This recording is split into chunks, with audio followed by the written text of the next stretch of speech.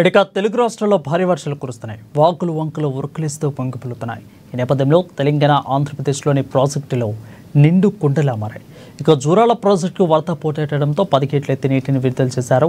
ఇక సాగర్ ప్రాజెక్టుకు 26 గేట్లు, శ్రీశైలం ప్రాజెక్టుకు 4 గేట్లు ఎత్తి నీటిని విడుదల చేశారు. ఇక ఉత్తర తెలంగాణలోని కడెం ప్రాజెక్టుకు భారీగా వరద పోటెత్తింది. 2 గేట్లు ఎత్తి నీటిని దిగువకు మళ్లిస్తున్నారు. కొమరంభీం ప్రాజెక్టుకు 5 గేట్లు, మూసీ ప్రాజెక్టుకు 5 గేట్లు, 3 ఫీట్ల మేర ఎత్తి పైకి ఎత్తి నీటిని దిగువకు విడుదల చేస్తున్నారు. ఇక ఏపీలో కూడా భారీ వర్షాలు కురుస్తూ ఉండడంతో ప్రకాశం బ్యారేజ్కు వరద పోటెత్తుతుంది. సుమారు 70 గేట్లు ఎత్తి నీటిని అధికారులు విడుదల చేశారు.